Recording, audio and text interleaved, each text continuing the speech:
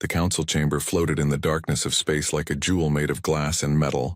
Inside, representatives from 40 different species sat in their designated seats. Some breathed oxygen like humans did. Others floated in tanks of liquid methane. A few existed as clouds of gas held together by magnetic fields. They had gathered here for 3,000 years to discuss matters of peace and trade across the galaxy. Ambassador Velrith stood at the center podium. His crystalline body reflected the light from 100 different angles, creating rainbow patterns on the curved walls. He had lived for 600 years and had seen many conflicts come and go. Today he was tired of hearing the humans complain. The Carthex Dominion has every right to defend its borders, Velrith said, his voice like wind chimes in a storm. If humanity feels threatened, perhaps they should have been more careful about expanding into contested space. The human ambassador, a woman named Maria Santos, stood in her species-designated area. She was small compared to most beings in the chamber. Her dark hair was pulled back in a simple tie, and her eyes showed the kind of exhaustion that came from weeks of failed negotiations. Ambassador Velrith, the Carthex did not simply defend their borders. They attacked 3 of our mining colonies without warning. 4,000 civilians are dead. They have declared that humanity must submit to their rule or be destroyed. Maria's voice was steady, but those who knew humans well could hear the anger underneath. We are asking the Council to intervene before this becomes a full-scale war. A rumbling laugh came from the Thandorian section. Ambassador Cross, a being that looked like a massive bear covered in blue scales, shook his head. Humanity has been part of the galactic community for only 30 years. 30 years. Some of us have been spacefaring for 10,000 years. The Carthex Dominion has one of the most powerful fleets in known space. Perhaps it would be wise for humanity to negotiate a peaceful submission rather than face total destruction. Murmurs of agreement rippled through the chamber. Many species nodded or made their equivalent gestures of approval. The humans were newcomers, after all. They had arrived in the galaxy like children stumbling into a room full of adults. Their technology was basic. Their ships were slow compared to the vessels of established powers. They had no great victories to their name, no conquered worlds, no ancient legacy.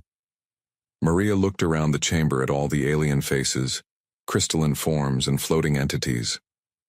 She had spent 3 years on this station, trying to build relationships and trust. She had learned 40 different greeting customs. She had eaten foods that nearly killed her and had sat through religious ceremonies that lasted for days. All of it had been for nothing. So the Council refuses to help, Maria said quietly. Velrith's crystalline shoulders rose and fell in what humans had learned was his version of a shrug. The Council maintains neutrality in territorial disputes between sovereign powers. Humanity knew the risks when you expanded your colonies. The Carthex have conquered 17 species over the last 2,000 years. They are efficient, ruthless, and powerful. My advice, Ambassador Santos, is to accept their terms. Serve for a few generations. Perhaps they will grant you autonomy eventually. Serve. Maria repeated the word as if tasting something bitter. You mean become slaves? Such an ugly word, said Ambassador Iril, a floating jellyfish-like creature from the water worlds. Think of it as an apprenticeship. The Carthex will teach you proper civilization. Your species is very young, very aggressive. You fight amongst yourselves even now. Perhaps strong guidance is what humanity needs. Maria's jaw tightened. She had heard this opinion before many times. The galaxy saw humanity as violent children who had somehow stumbled onto faster-than-light travel. They looked at human history and saw nothing but war and conflict. They did not understand that humanity had also created art, music, philosophy, and had struggled toward peace for thousands of years. They only saw the violence, I see, Maria said. She began gathering her data tablets and personal items from the podium. Then humanity will handle this situation ourselves? That would be unwise, Velrith warned. The Carthex Grand Armada consists of 3,000 warships. They have conquered species far more advanced than yours. If you resist, they will not show mercy. They will burn your worlds and scatter your people across the galaxy as laborers and servants. Please, Ambassador Santos, be reasonable. Maria stopped packing and looked directly at Velrith. For a moment, the crystalline being saw something in her eyes that made him uncomfortable. It was not fear or desperation. It was something colder, something calculating. We tried peace first, Maria said. I want everyone in this chamber to remember that. Humanity came here asking for help.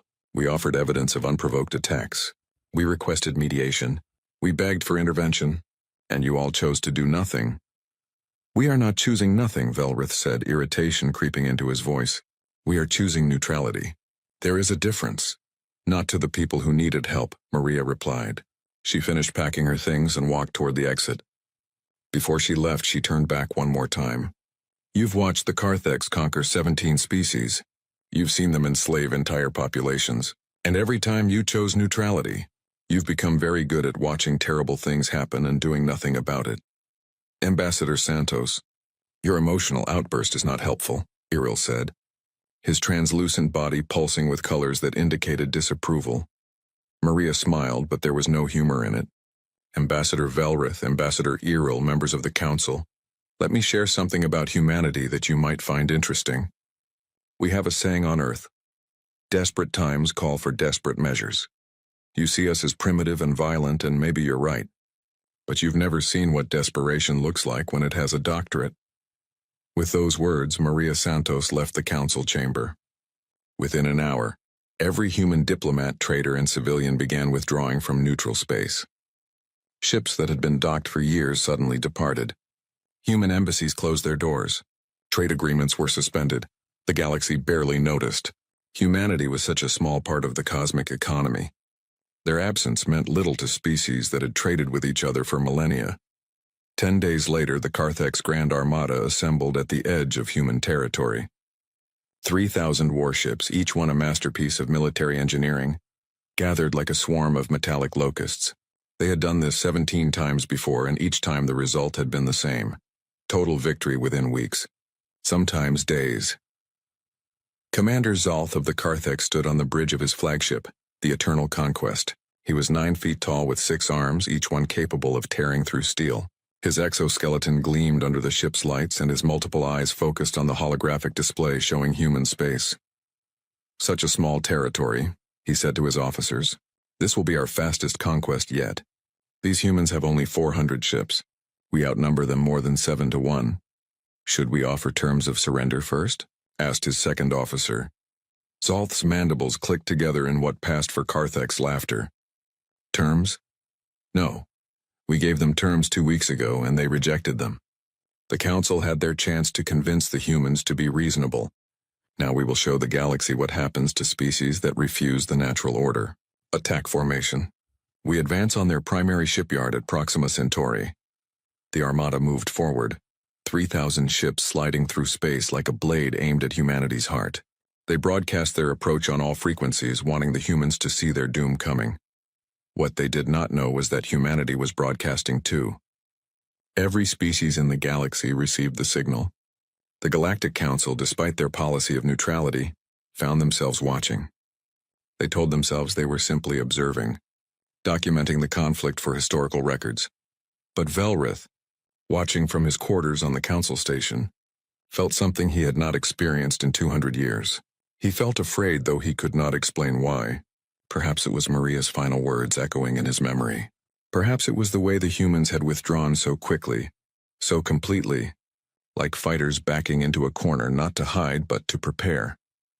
The crystalline ambassador poured himself a drink of liquid silicon and settled in to watch the feeds coming from the border of human space. Around the galaxy, billions of beings did the same. The Carthex Armada crossed into human territory, and the galaxy watched to see how quickly humanity would fall. Admiral Sarah Chen stood in the command bunker beneath New Sarajevo, watching holographic displays that showed the Carthex Armada approaching like a storm cloud. She was 53 years old, with gray streaking through her black hair and scars on her hands from a ship fire 20 years ago. She had spent 35 years in Earth's Navy and had never once fired a shot in anger at another species. That was about to change. Status report, she said calmly. Commander Jackson, a young officer with nervous hands, read from his tablet. The Carthex fleet is moving toward Proxima Centauri as predicted. 3,000 ships, just like intelligence said. They are not attempting stealth. They want us to see them coming. Of course they do, Admiral Chen said. Intimidation is part of their doctrine.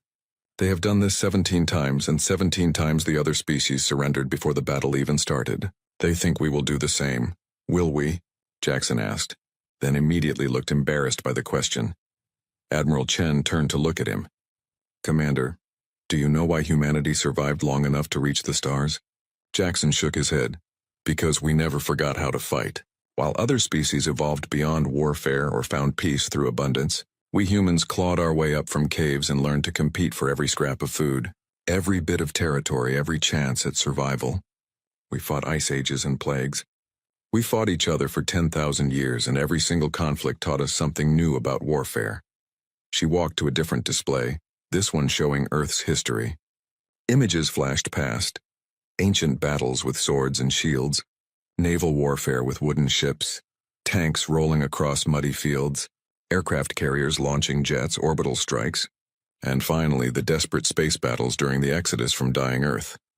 Other species look at our history and see violence, Admiral Chen continued. They see primitives who could not stop killing each other. But do you know what I see, Commander? I see innovation. I see adaptation. I see a species that turned warfare into a science. Jackson moved closer to the display. The Cartheks have been conquering for 2,000 years. They must have learned a few things too. They learned how to win against species that fight honorably, Admiral Chen said. Species that have rules for warfare. Species that value their ships and their lives so highly that they surrender rather than take heavy losses. But humanity? We learned a long time ago that sometimes you have to be willing to lose everything to win. She pulled up a new file on the display. It showed human military doctrine developed over centuries. Books written by generals and strategists from every era of human history. Sun Tzu's Art of War, Clausewitz's On War, Boyd's OODA Loop, Modern Game Theory and Decision Matrices. All of it compiled and studied by every officer in the human fleet. The Cartheks fight the same way every time, Admiral Chen explained. They mass their forces, overwhelm with numbers, and crush resistance through superior firepower. It worked on 17 species who fought predictably, but we have studied warfare in ways they cannot imagine. We have lost millions of people learning how to fight. We did not want those lessons, Commander, but we have them now. Jackson looked at the numbers on his screen. 400 human ships against 3,000 Carthex vessels. The odds were terrible. Admiral, even with better tactics, can we really win this? Admiral Chen smiled, but it was not a happy expression. Commander, let me tell you something about humanity's first major space battle. It happened during the exodus from Earth, when different factions were fighting over the last colony ships. We were desperate, running out of resources, and we had to make every ship count. Do you know what we learned? What? That there are no rules in space. No honor codes. No referee. Just physics and whoever is willing to use it most effectively. She tapped her console and new data appeared. The Carthex shields are designed to stop energy weapons. They have excellent plasma cannons and laser arrays. They expect us to fight with similar weapons because that is what civilized species do. What are we going to use? Rocks, Commander. We are going to throw rocks at them. Very fast rocks, Jackson blinked in confusion. Rocks? Admiral Chen pulled up schematics of the Proxima Centauri system. The asteroid belt glowed in red on the display. For the last 15 years, we have been hollowing out asteroids and installing mass driver systems. Hundreds of them. We have been moving them into precise positions, making them look like natural debris. Each one can accelerate chunks of iron and nickel to a significant fraction of light speed. Understanding dawned on Jackson's face. Kinetic weapons. Their shields might stop plasma, but they cannot stop solid matter moving at relativistic speeds. Exactly. And there is more. Admiral Chen zoomed in on human ship designs. Look at our vessels. What do you notice? Jackson studied the schematics. They are smaller than Carthex ships, less heavily armed, more maneuverable. We built them that way on purpose. The Carthex expect large dreadnoughts and battleships. They expect us to meet them head-on in formation. Instead, we built destroyers and frigates, fast, redundant, hard to hit. If they destroy half our fleet, the other half keeps fighting. Admiral Chen walked to a large tactical table in the center of the command bunker. A holographic representation of the Proxima system appeared above it, showing the approaching Carthex fleet as red dots and human positions as blue. We call this Protocol Thermopylae, she said, named after an ancient battle on Earth where 300 soldiers held off an army of thousands by choosing the perfect terrain. We cannot match the Carthex in numbers or firepower, so we chose the battlefield instead. She pointed to the asteroid belt. The shipyard at Proxima is real but mostly automated. It looks valuable, so the Carthex will want to capture or destroy it. They will move into the belt to surround it, because that is their standard tactic for space stations. They think the asteroids will provide them cover from our ships. Jackson saw the trap immediately, but the asteroids are the weapon. Correct. The moment they spread out through the belt, we activate the mass drivers. We turn the entire battlefield into a shooting gallery, and while they are confused and taking losses, our ships hit them from unexpected angles. We do not fight fair, Commander. We fight to win. Other officers had gathered around the table now, listening to the Admiral explain the plan. One of them, Lieutenant Park, raised her hand. Admiral, even if the ambush works, they still outnumber us. Once they recover from the initial shock, what do we do? Admiral Chen tapped another section of the display. We have been preparing for this war since the day we joined the galactic community. While the Carthex were conquering soft targets, we were building an asymmetric warfare doctrine. We have cyber warfare specialists who can hack their communications. We have guided missiles with AI smart enough to hunt in packs. We have ramming protocols for ships that are too damaged to fight normally. Ramming protocols? Park looked shocked. Yes. If a ship loses its weapons but still has engines, the captain can choose to ram enemy vessels at maximum velocity. One of our destroyers traveling at near light speed has the kinetic energy of a nuclear weapon. It is wasteful, it is desperate, but it works. The officers looked at each other uncomfortably. This was not the kind of warfare they had imagined when they joined the fleet. This was brutal, calculated, and utterly ruthless. Admiral Chen saw their expressions and softened her voice. I know this is hard to hear. We all joined the fleet hoping we would never have to fight. We wanted to explore, to build, to make contact with new species peacefully. But the galaxy does not care what we want. The Carthex gave us a choice, submit or fight. And humanity has never been good at submitting. She pulled up one final image, a quote displayed in simple text. The object of war is not to die for your country, but to make the other poor bastard die for his. General Patton said that during Earth's Second World War, Admiral Chen explained, we have a lot of ugly history, a lot of painful lessons, but those lessons kept us alive long enough to reach the stars. Now we use them to stay alive out here. Commander Jackson straightened his shoulders. What are your orders, Admiral? Send the activation codes to all mass driver stations in the Proxima system. Prepare all ships for combat operations. Make sure every captain understands the mission. Survival first, victory second, and if neither is possible, make the enemy pay for every meter of space they take. Yes, ma'am. As the officers dispersed to their stations, Admiral Chen stood alone at the tactical table, watching the red dots of the Carthex fleet creep closer to human space. She had not told them everything. She had not mentioned the casualty projections or the fact that even with perfect execution, humanity would lose at least a third of its fleet. She had not told them that this battle would define humanity's place in the galaxy for generations to come. But she had told them the truth about one thing. Humanity knew how to fight. And sometimes that was enough. The galaxy was watching, waiting to see how quickly the newcomers would fall. They were about to learn that humanity had not survived 10,000 years of war by giving up easily. Admiral Chen pressed a button on her console. All ships, this is Chen. Execute Protocol Thermopylae. Show them what desperation looks like. Across human space, 400 ships moved into position.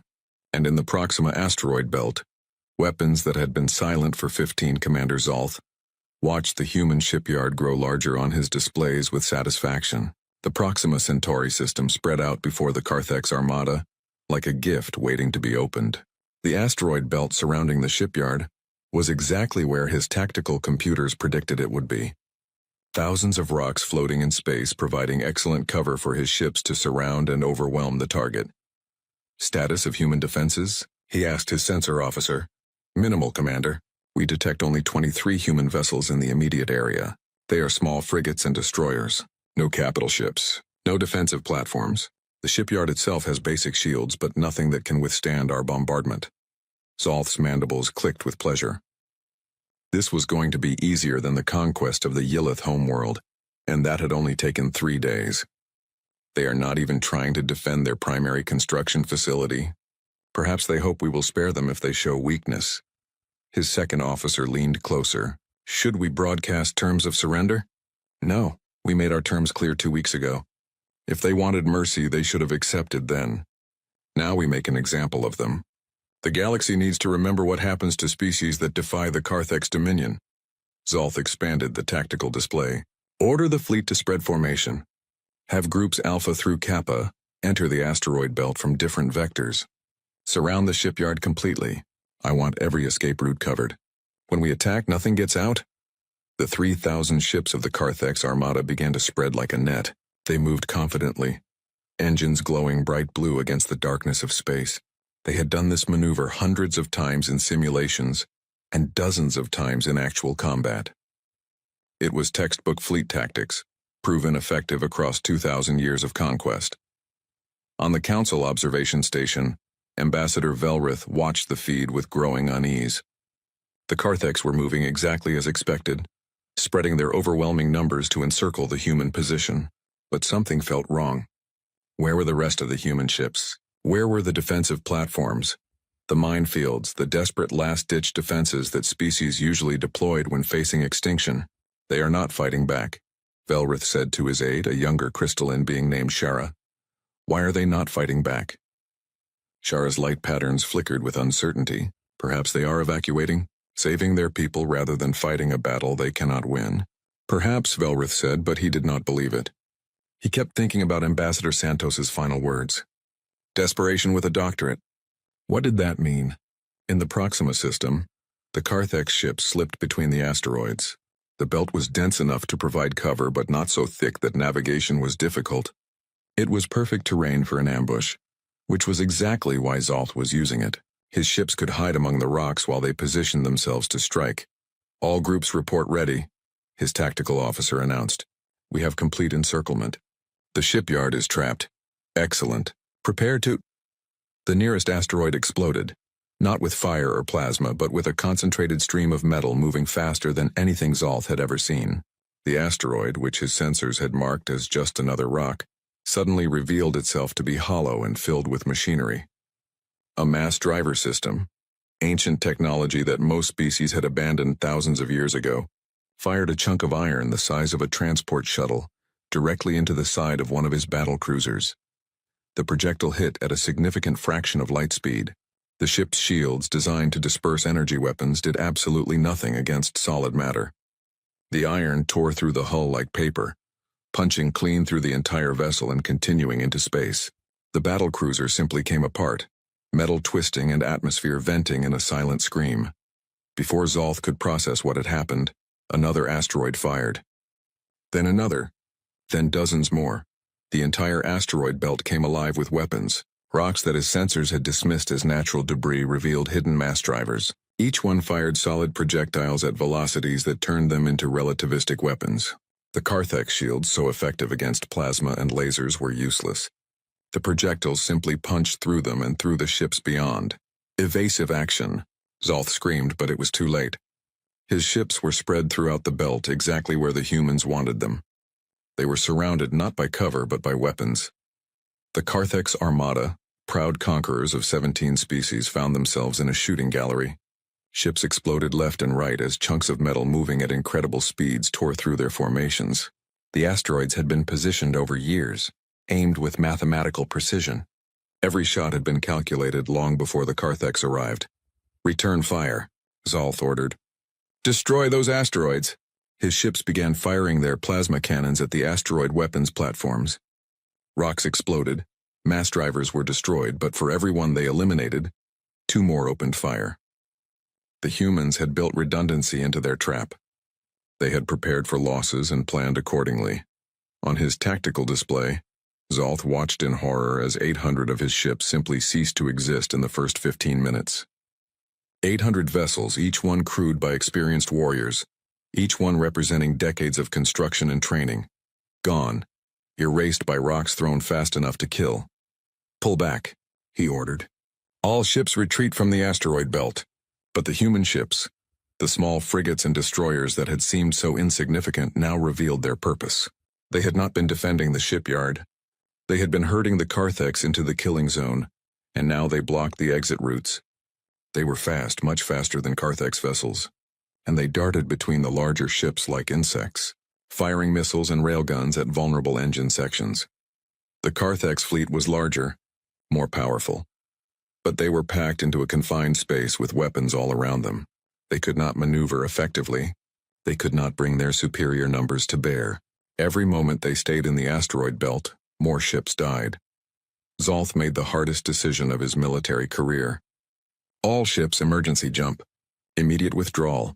His fleet, disciplined and well-trained, began activating their faster-than-light drives. It was dangerous to jump from inside a gravity well. Dangerous to jump without proper calculations, but staying was certain death. Ships began disappearing, fleeing to rally points outside the Proxima system. When the last Carthex vessel vanished, the asteroid belt fell silent. Debris floated everywhere. The remains of hundreds of ships torn apart by kinetic weapons. The human shipyard, untouched and barely defended, continued its operations as if nothing had happened. Across the galaxy, billions of beings watched the recordings of the battle in stunned silence. The Carthex conquerors, who had never lost a major engagement, had just lost 800 ships in 15 minutes. 800 ships destroyed by rocks and math. In the council chamber, Ambassador Velrith stared at the empty space where the Carthex fleet had been. His crystalline body felt cold, though that was supposed to be impossible for his species. "What did we just watch?" Shara asked, her voice barely above a whisper. Velrith could not answer. He had seen the battle records from the Carthex's 17 previous conquests. He had seen species fight back with energy weapons, with missiles, with brave but futile defensive stands. He had never seen anything like what humanity had just done. The humans had not fought honorably. They had not met the Carthex in open battle. They had built a trap and waited patiently for years, knowing that eventually someone would threaten them. They had turned their own territory into a weapon, and had executed their plan with cold precision. Ambassador Cross, the large blue-scaled Thendorian, contacted Velrith privately. "Did you know humans were capable of this?" "No," Velrith admitted. "We thought they were primitive. Aggressive but primitive." "They are aggressive," Cross said slowly. "But they are not primitive. They think about warfare differently than we do. Did you see how they positioned those asteroids? That level of preparation suggests they have been planning for this scenario since they first entered galactic space." Velrith pulled up Earth's history files, data that the Council had collected but never seriously studied. He saw thousands of years of warfare. He saw innovation after innovation, each one born from necessity and desperation. Humans had spent their entire existence learning how to fight, and they had gotten very, very good at it. "We made a mistake," Velrith said. "We assumed that because they were new to space, they were innocent. We forgot that they came from a world where survival required constant adaptation." Shara pointed at the screens showing other regions of space.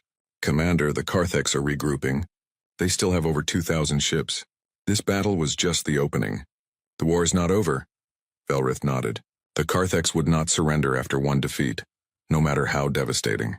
They would adapt, learn from their mistakes, and attack again. But now they knew what they were facing. Now they understood that humanity was not another soft target. In the Proxima system, Admiral Chen received the damage reports. Humanity had lost 18 ships, mostly vessels that had sacrificed themselves to block Carthex escape routes. Commander Zolth's flagship, the Eternal Conquest, floated in deep space 2 light-years from the Proxima system. Around him, the remains of his once mighty armada gathered in scattered groups. His tactical display showed 2,147 functional ships.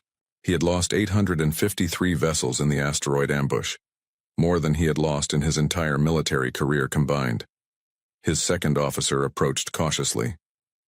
"Commander, we have analyzed the human tactics. The asteroids were modified over many years. They positioned them with extreme precision, calculating firing solutions for every possible approach vector. It was an impressive engineering achievement."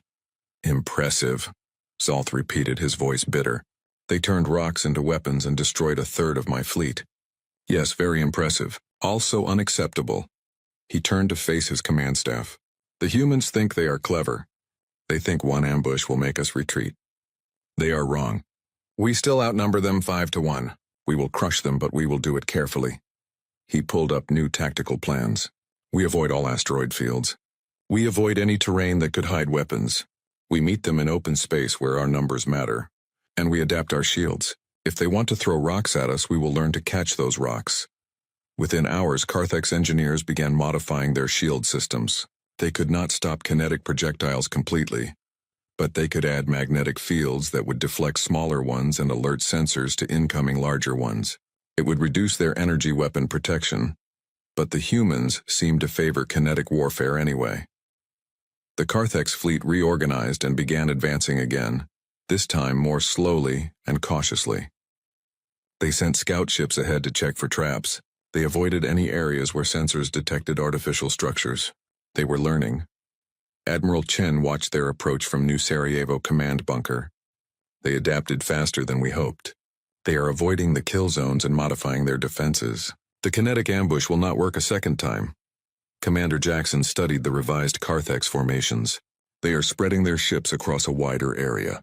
Staying in open space, they learned their lesson about clustering in confined areas. Good, Admiral Chen said, surprising everyone in the bunker. That means Phase 2 will work better. She pulled up new orders. Launch the Berserker drones. All of them. The Berserker drones were humanity's second nasty surprise.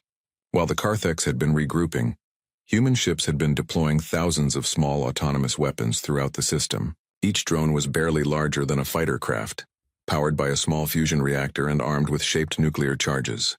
Most importantly, each drone had an artificial intelligence smart enough to hunt, coordinate, and learn. Other species used guided missiles, but they were simple weapons with basic tracking. The Berserker drones were different.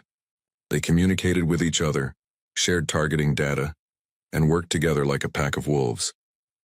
They were cheap to produce, difficult to track, and absolutely terrifying in large numbers.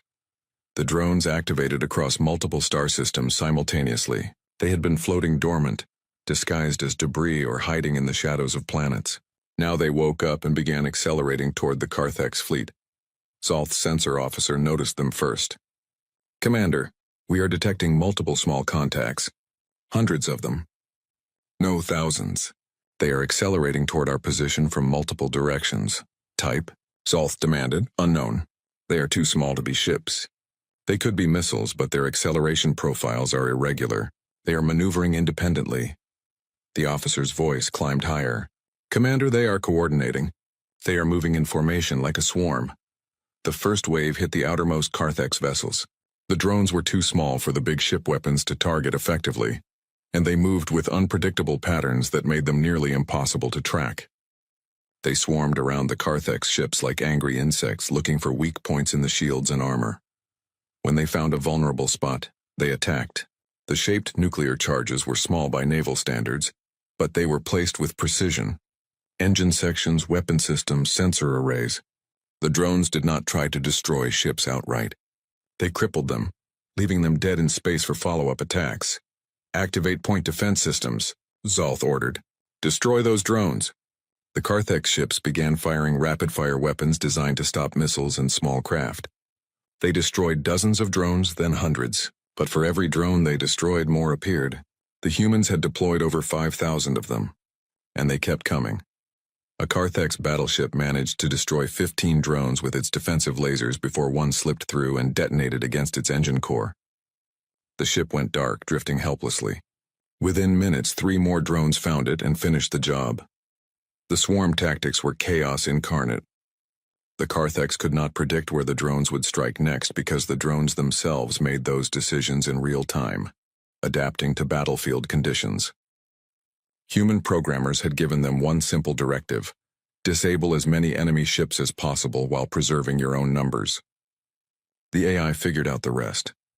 While the Carthex fleet was distracted by the drone swarms, human ships struck from unexpected angles. The frigates and destroyers that had survived the first battle now operated like raiders, hitting supply vessels and damaged ships before jumping away. They did not stay to fight.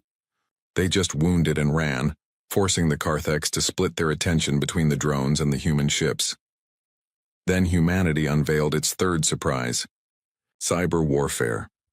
Lieutenant Sarah Kim sat in a dark room aboard the carrier, defiant, her fingers dancing across holographic keyboards. She was part of Cyber Warfare Division, a unit that did not exist in any public records. Her job was to hack enemy systems, and she was very good at it. The Carthex used quantum-encrypted communications, supposedly impossible to crack. But humanity had been studying captured Carthex technology for years. They had found weaknesses, small vulnerabilities in the implementation if not the mathematics. It was not enough to break into the core systems. but it was enough to cause problems. "I am in their secondary communication network," Kim reported to her commander. "Injecting confusion protocols now."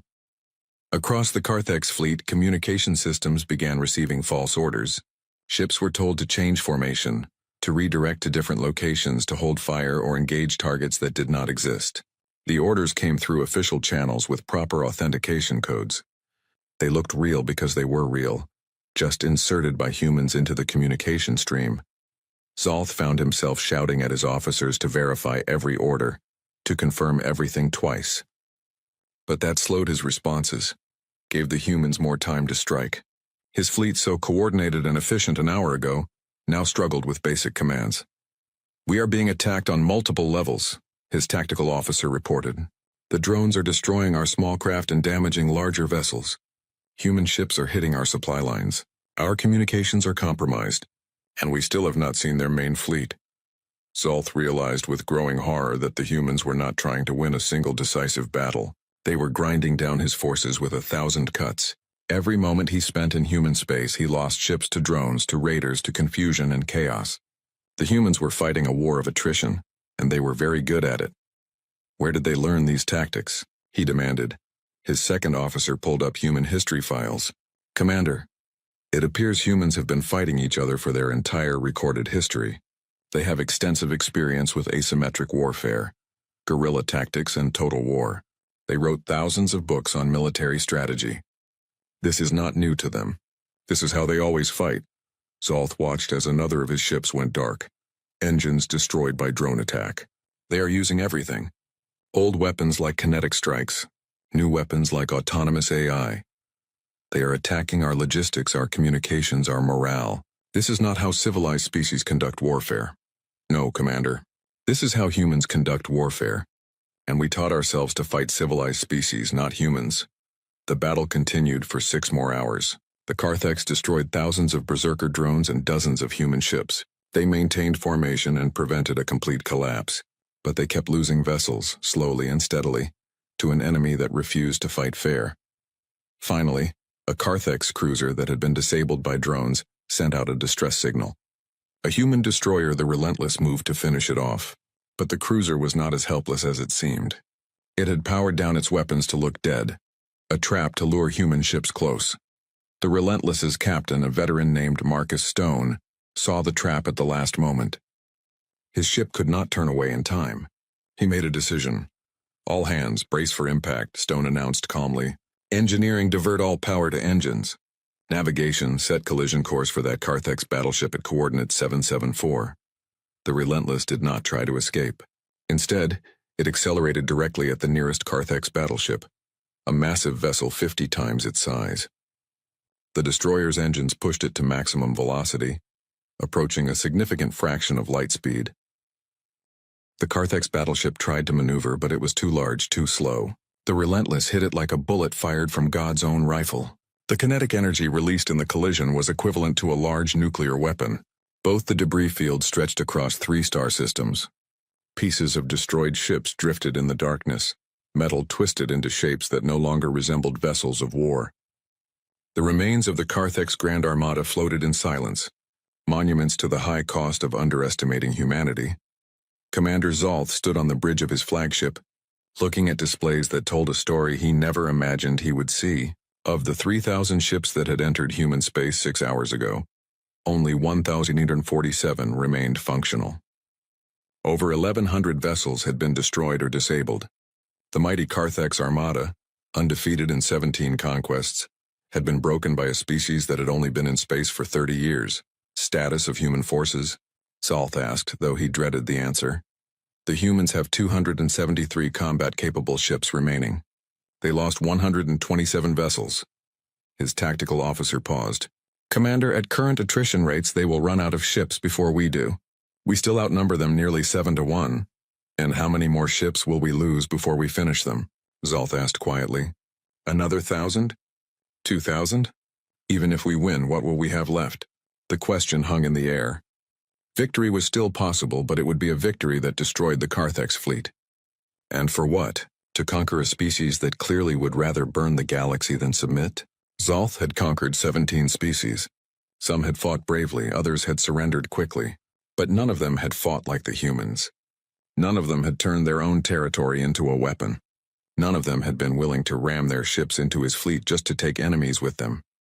"Open a channel to the Galactic Council," Zolth ordered. "Request immediate mediation and ceasefire." His officers looked shocked, but no one argued. They had all seen the casualty reports. They all understood that this war could destroy both fleets. On the Council observation station, Ambassador Velrith received the Carthex request with relief. Finally, sanity was returning to the situation. He immediately opened a channel to the human fleet. "This is Ambassador Velrith of the Galactic Council, attempting to contact Human Command. The Carthex have requested ceasefire negotiations. Do you accept?" Silence. The human ships continued their operations. Drones kept hunting through the Carthex fleet and raiders kept hitting supply vessels. "Human Command, please respond. The Carthex are willing to negotiate. The Council can mediate a peaceful resolution. Please acknowledge." More silence. Then finally a response. Admiral Sarah Chen's face appeared on the display, and Velrith saw immediately that she was exhausted. Her uniform was stained, her hair was disheveled, and her eyes held the hollow look of someone who had been making life and death decisions for hours. "Ambassador Velrith," Chen said, her voice flat. "I remember you. You were very clear about the Council's neutrality when we asked for help. You told us to accept Carthex terms. You told us to submit and perhaps we would earn our freedom in a few generations. Admiral Chen, the situation has changed. The Carthex are willing to negotiate now. We can find a peaceful solution." "Where was the peaceful solution when they destroyed our colonies?" Chen asked, her voice rising slightly. "Where was the Council when they killed 4,000 civilians? You want us to stop now after we have proven we can fight?" "No, Ambassador. We tried peace first. You told us we were on our own, so we handled it ourselves." Velrith felt his crystalline structure pulse with frustration. "Admiral, I understand your anger, but continuing this battle serves no purpose. Both sides have taken heavy casualties, and this before more people die." Chen leaned forward and her expression was cold. "I will end this when the Carthex understand that attacking humanity was the worst mistake they ever made. I will end this when every species in the galaxy sees what happens to empires that think they can enslave us. This is not just about revenge, Ambassador. This is about making sure no one ever threatens humanity again." Before Velrith could respond, Chen cut the connection. The human fleet did not stop attacking. If anything, they intensified their operations as if determined to prove a point. In the command bunker on New Sarajevo, Admiral Chen turned to her staff. "How much longer can we maintain operations?" Commander Jackson pulled up resource reports. "Our drone reserves are 60% depleted. Ammunition for railguns is at 40%. We can continue combat operations for approximately 4 more hours before we have to withdraw and resupply." "And the Carthex? Their supply situation is worse. They came expecting a short campaign. They do not have the logistics for extended operations this deep in our space. If we can keep the pressure on for another few hours, they will be forced to retreat regardless of their remaining ship numbers." Admiral Chen nodded slowly. "Then we continue. No ceasefire. No negotiations. Not until they are running for their lives. It was ruthless, but it was necessary. The galaxy needed to see that humanity was not a soft target. They needed to understand that attacking humans came with a price that made victory meaningless." The battle continued. Human drones swarmed through the Carthex fleet like locusts, and each one that died took a piece of a Carthex ship with it. Human cyber warfare teams kept inserting chaos into enemy communications. Human raiders kept destroying supply vessels and ammunition carriers. Then Commander Zolth made a final desperate gamble. He ordered his entire remaining fleet to concentrate on the human carrier Defiant, Admiral Chen's flagship. If he could destroy the human command ship, perhaps their coordination would collapse. Nearly 2,000 Carthex ships turned toward the Defiant, weapons charging. It was a massive display of force, the kind that had made 17 species surrender. Admiral Chen watched them come. "Jackson, how many Berserker drones do we have left?" "About 1,500, Admiral. All of them. Send every single drone to protect this ship, and get me a direct line to every human captain in the fleet." Within seconds, she was broadcasting to all remaining human vessels. 273 ships, each one battered and damaged. Each one crewed by people who were exhausted and scared but still fighting. "This is Admiral Chen. The Carthex are making one final push to destroy our command ship. They think if they kill me, you will fall apart. They do not understand humanity at all. She paused, choosing her words carefully.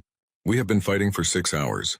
We have lost friends, colleagues, people we trained with and served beside. But we have also proven something the galaxy needs to see. We have proven that humanity cannot be conquered, cannot be enslaved, cannot be intimidated. She looked directly at the camera, speaking to the 273 ships and to the billions of beings watching across the galaxy. If they destroy this ship, if they kill me, I need every one of you to keep fighting. Not because I order it, but because that is what humans do. We survive, we adapt, we fight until we win, or until there is nothing left to fight with. Make them pay for every meter of space.